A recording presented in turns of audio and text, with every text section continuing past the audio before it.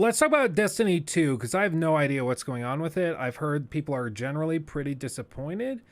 And so let's talk about that. From Gaming Bolt, a little brief Destiny breakdown. 2 Lightfall released a few days ago, and any Destiny fan who hates this game so much that it's their favorite game knows this was a momentous occasion. It's new content, including a new destination and campaign, new characters, a brand new element with 3 subclasses, new activities, and new loot. On top of that is the... I'll be real, I don't really know what any of this means, mainly just because I've never really been into Destiny. I was waiting to maybe give Destiny 2 a shot once Lightfall came out, because everybody was saying, oh, that'll be a good time to start if you're going to get into it. Don't do it like 2 weeks before the big expansion. Wait till the expansion. So I was waiting, and then this thing dropped, and everybody who knows anything about Destiny is like, oh, this sucks. So I'm from the outside looking in, and I'm just like, what's going on? What's happening? And I really don't know. The fact that it's coming after The Witch Queen, one of the most acclaimed Destiny expansions of all time. Along with including a legendary campaign like The Witch Queen, Lightfall is handled by the same campaign lead. Of course, it also didn't hurt that Season of the Seraph, which directly led into Lightfall, was well received with strong writing for characters like Rasputin, Anna Bray, Osiris, and many more. It ended on a cliffhanger that the Witness, the long-standing enemy of the Traveler, had finally arrived in the Guardian's solar system with the Black Fleet, and there was nowhere left to run. If all of that wasn't enough, Lightfall was the penultimate expansion in the Light and Darkness saga, with the next one, The Final Shape, promising the conclusion. Suffice it to say, expectations were huge, and the hype was palpable. When Lightfall was released, Destiny 2 broke its all-time peak concurrent player record on Steam with over 316,000 players. Such was the rush that players were initially placed in a queue due to the heavy load on servers. It doesn't get any bigger than this. Cut to 2 days later. Oh, but it does, my friend. It does. This guy, I know I talk kind of slowly. I had somebody come in. By the way, we did that breakdown of like the Hogwarts Legacy, whatever glitch thing we did. There was a comment on that where somebody said, oh my God, this guy talks so quickly. I had to click off after 5 minutes. I'm like, I don't think in my life I've had people tell me that I talk too quickly. What? The common complaint on the YouTube channel is that I talk too slow. So people watch on like 1.5 speed. Which, whatever, I'm glad YouTube has that tool. More power to you. I don't care. But I've never had somebody come along and be like, oh, he talks so fast. I've got to click off. It was weird to me. But this guy talks very slow. Down from positive to mostly negative. Out of 2,597 users, only 29% are positive. Even the Destiny subreddit, which has over 2.7 million members, is full of overwhelming criticism against the expansion. What exactly happened? And where did things go wrong for Bungie? Am I the only one that's like kind of bugged by how like long of pauses he's taking in between phrases? Like, listen to it. He finishes the sentence and then he just kind of sits there for a second. Criticism against the expansion. What is that not like a really uncomfortably long amount of time to just not say anything? I don't know, man. Like, that feels, it's like the 3rd or 4th time that that's happened in this video. I'm kind of thrown off. It's weirding me out. It's like, ah, yes, this game, it's got a lot of people polarized.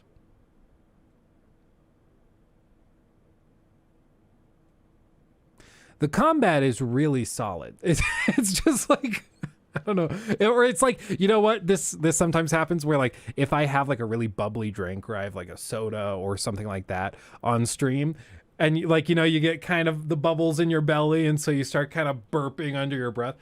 It's one of those things where you're like talking and then you come back to the conversation. It's like that. Maybe he just is like burping up a storm while doing this. I don't know.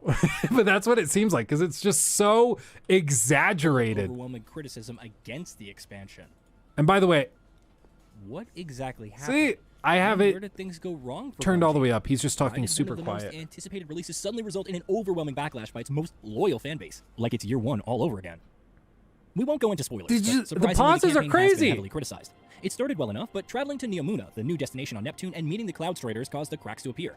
Rallying to the latter's cause to stop Callus and his Shadow Legion, many found Nimbus to be insufferable as a character. Many of his lines were dubbed Marvel-esque humor, of the worst kind, and the treatment of characters like Osiris wasn't well received either.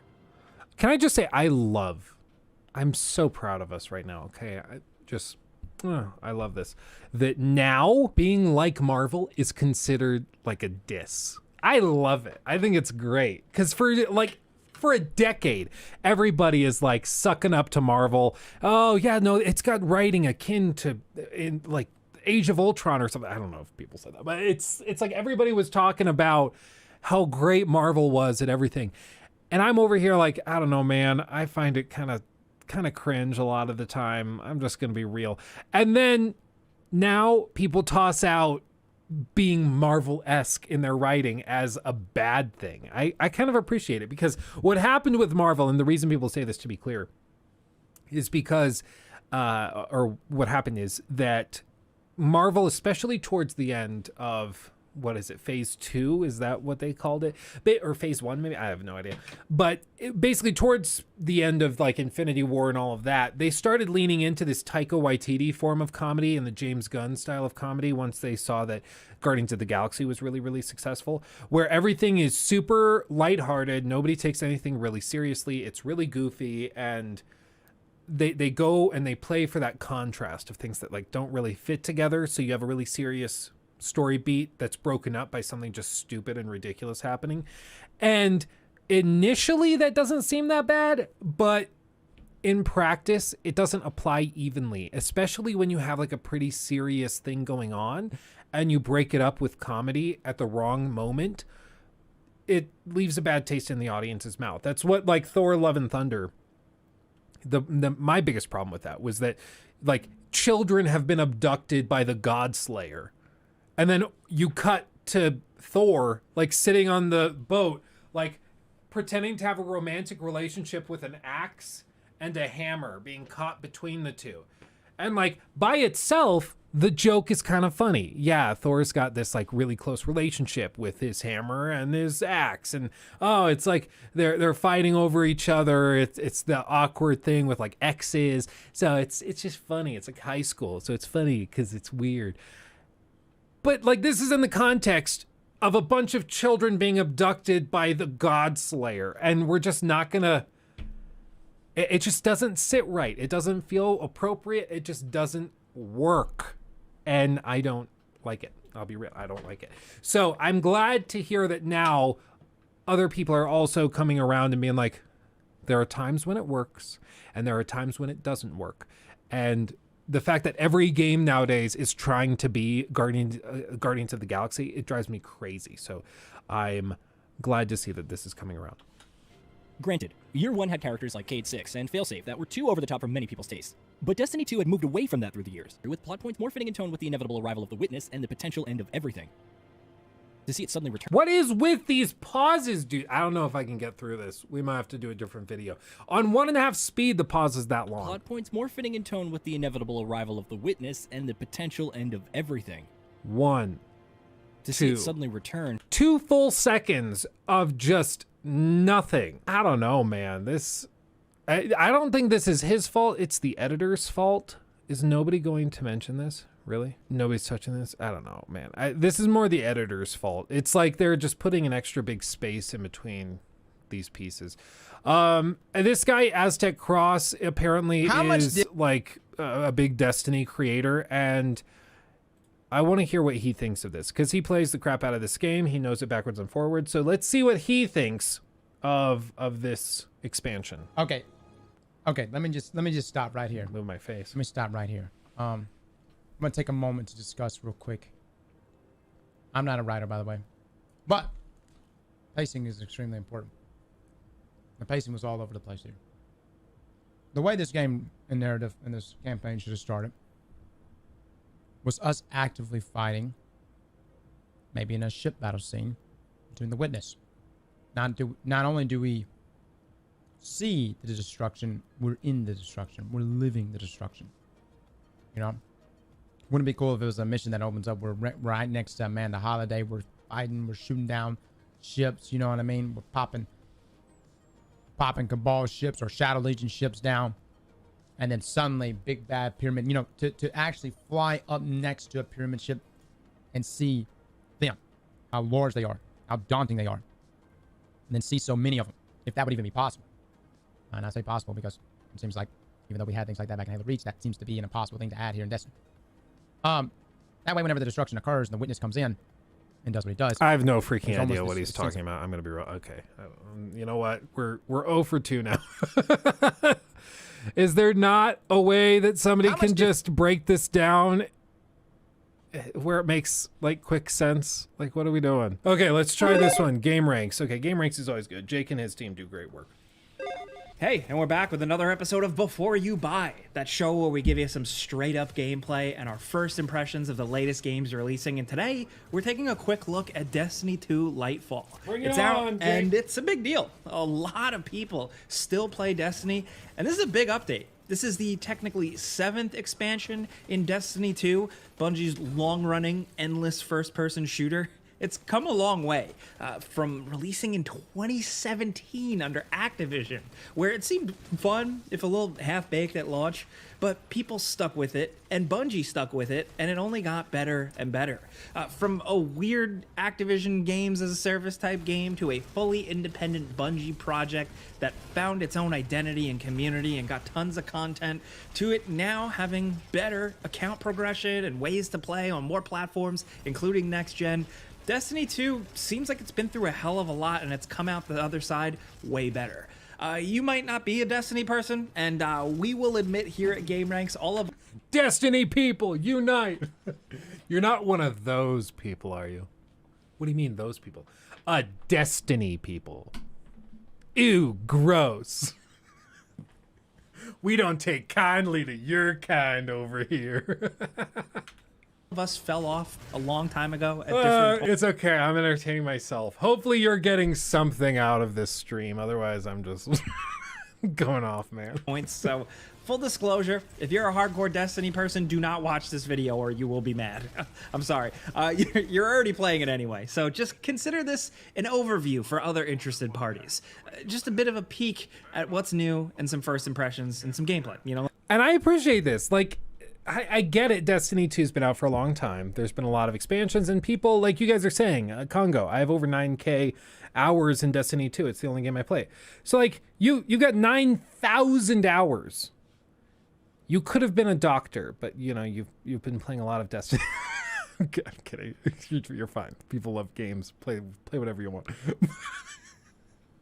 But anyway, it's one of those, like, the people who are into this are really, really into it. Really, really into it. And so often it can be hard for newcomers to feel as though they can dip their feet in, get comfortable, and then jump in themselves. And it's something that's kind of led by the community, and specifically like the heads of the community, the influencers, the YouTubers, the streamers, to have this be a little bit more approachable. One of the things I've given a lot of credit to, like Fallout 76 for, and to Star Citizen for, is that Star Citizen and Fallout 76 have very welcoming communities. They're always excited to hear that new people are trying the game out. I have, in my experience, been welcomed to both of those communities. They've brought me in. They've helped me understand how the game functions, how it works. People have been very generous, giving me like in-game currency in Star Citizen and stuff. It's been a very, very positive experience. And same thing with Fallout 76. Very, very welcoming and understanding. And it made me feel like, okay, even though I'm not one of the day one OG players, I can still get into this if I want. Like I could figure it out. With Destiny 2, the perception is that like if you aren't already into it, it's extremely hard to get into it.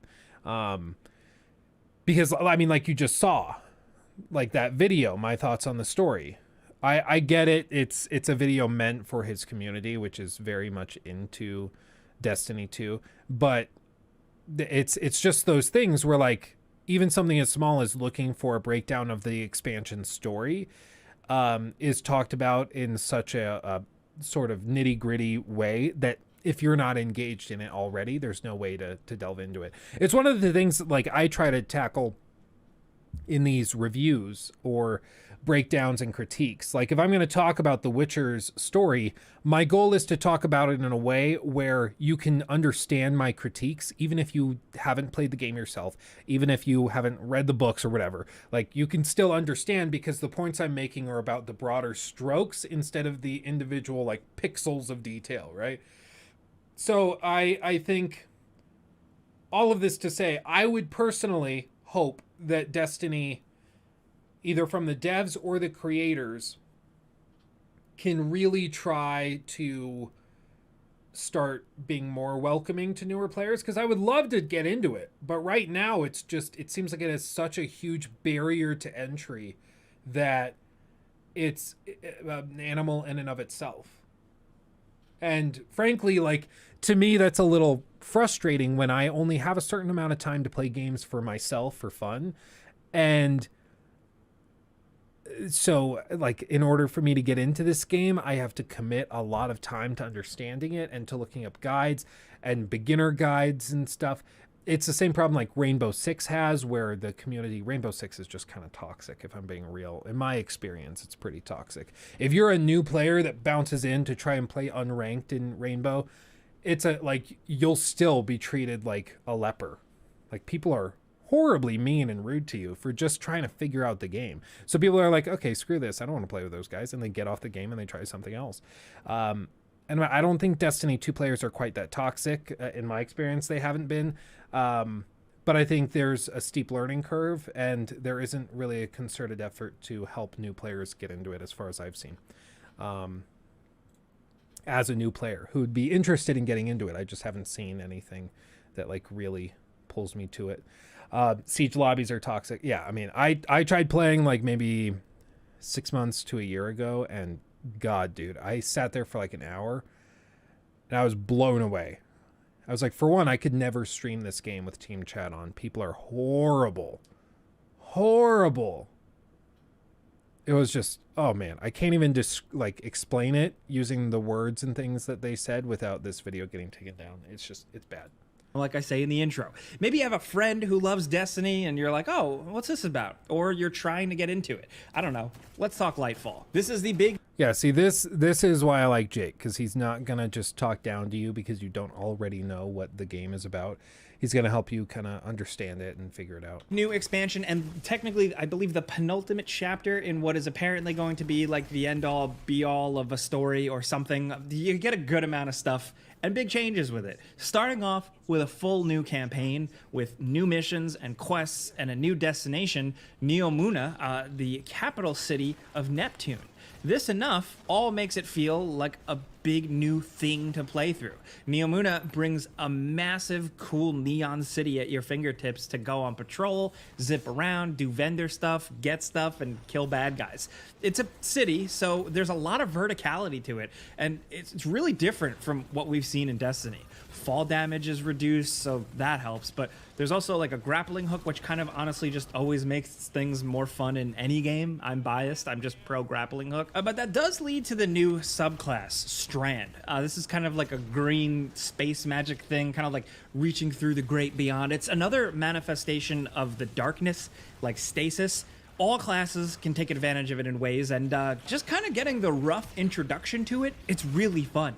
The super is cool, and you have all these powerful green attacks, and Bungie did a really good job of integrating the pull grappling hook momentum into the gameplay flow. I found myself pulling off really cool stuff and just having a really good time, like yanking a dude towards me off a ledge, and as he falls, using the momentum to pull myself up in the air and then shoot more dudes.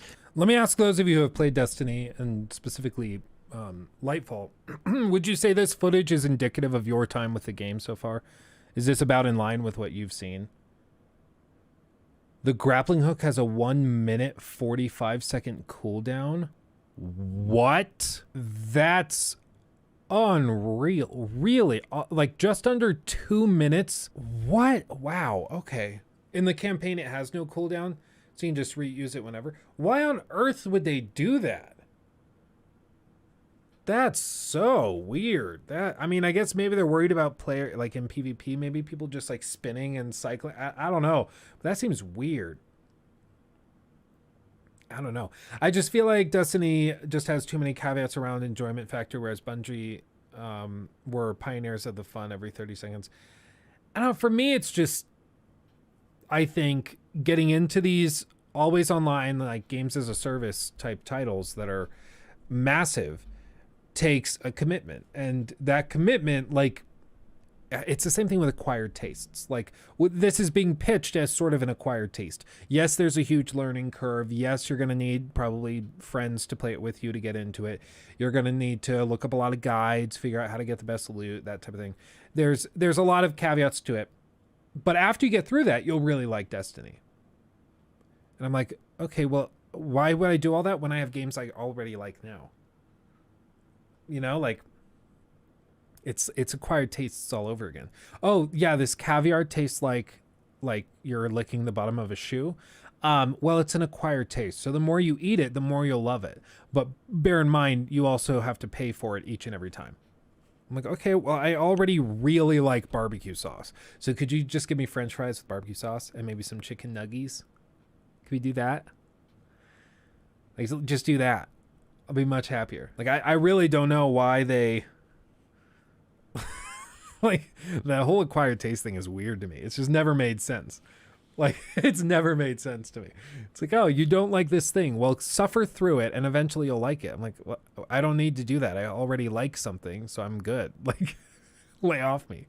Just well-made, good shooting abilities. Not something not something you wouldn't expect at this point, really, with Destiny. And I will say, as much as I fell off Destiny hard, I respect the fact that this is a well-made, well-playing shooter mechanically. I know Destiny fans argue about how Bungie does and changes. I mean, I'll be real. Like, looking at this coming off...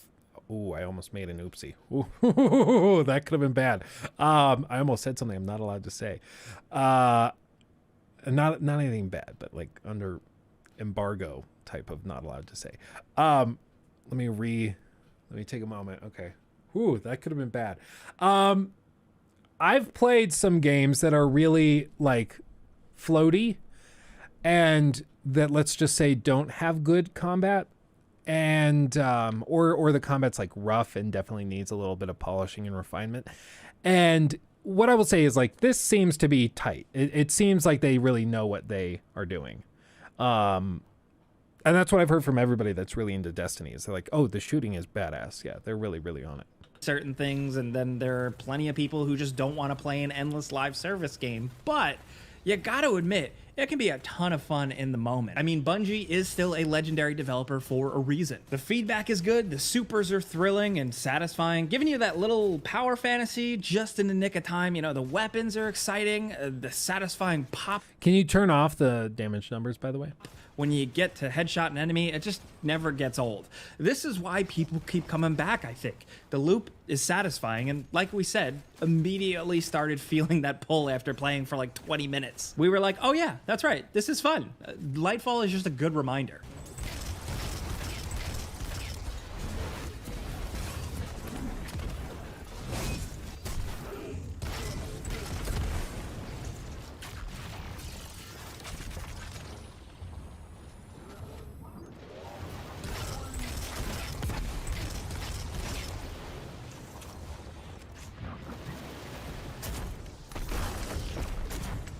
And the game is harder now, technically. Lightfall has a legendary difficulty mode with dark powers to unlock if you're nasty, but Bungie also just has notched the difficulty up in general. I think this makes sense, especially for most people who've been playing a while, because, I mean, you've been playing this game for years, you're used to it, so yeah, maybe amp it up a bit. If you're coming in new, don't freak out. The game isn't, like, crushing or anything, but it is very challenging right from the early new campaign missions, so you do have to pay attention. Just be aware. Especially be aware of, like, one of the new enemy types, the Tormentor. These bastards are really cool looking with some stunning abilities, and they're mostly fun to fight because they keep you really moving, but they also have an ability where they suppress your super and they, like, grab you and you lose it completely, and it's really annoying. But hey, I don't know, I guess it keeps it on your toes. The overall threat is imposing. That grand scale, that epic scale from a Destiny main campaign is here.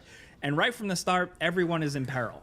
Because of where we're coming from, we only know like half of what's going on. There's been a lot of story, but you and Osiris end up on Neptune after a massive scale attack from Callus, the big gross baddie. But the real bad guy pulling all the strings is the Witness, who you get to see a good amount of here, and they're awesome. Whatever the hell they are, they look really cool with this really, really unique design. The stuff is very impressive. They do look They badass. feel imposing, like an actual big existential threat to our heroes here.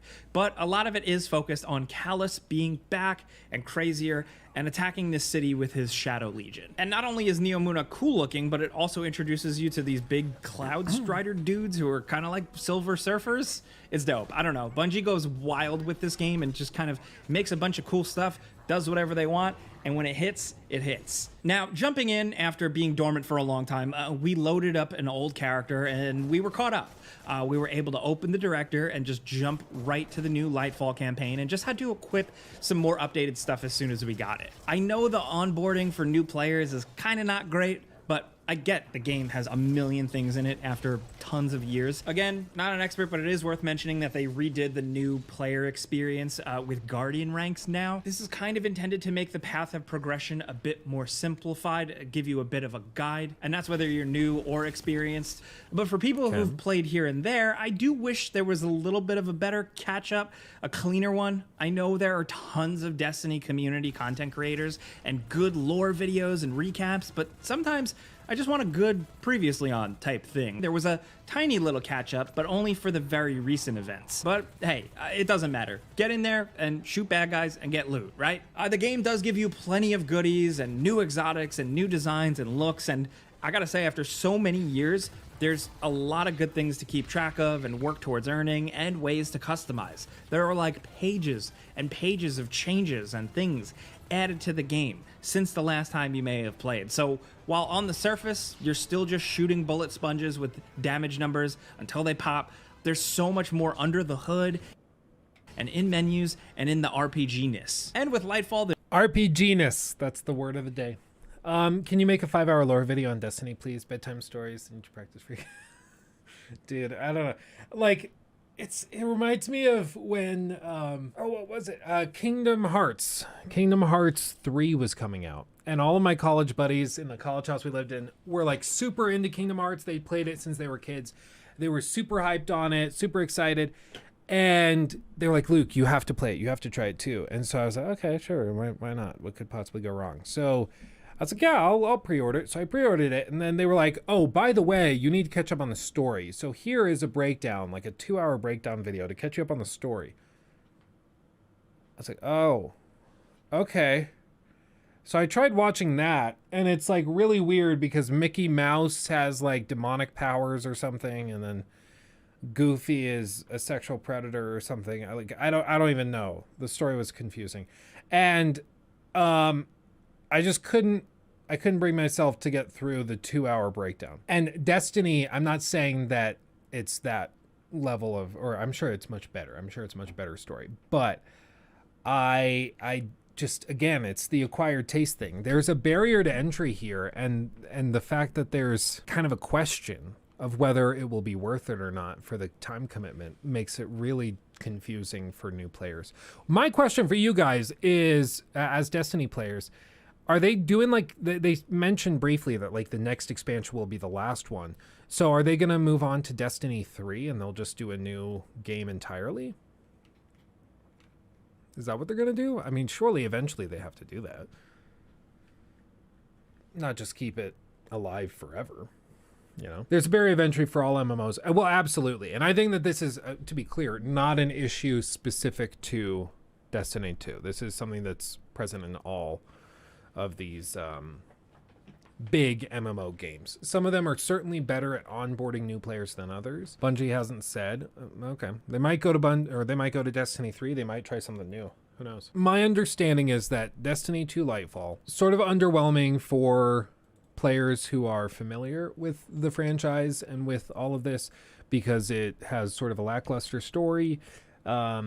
Most of the complaints I've heard are story related. I think gameplay wise it's probably pretty good, but story wise I think a lot of people have been disappointed. But for new players, I mean, I was hoping that this would be the game or the expansion to get back into it with, and it just doesn't seem like it's that, which is unfortunate.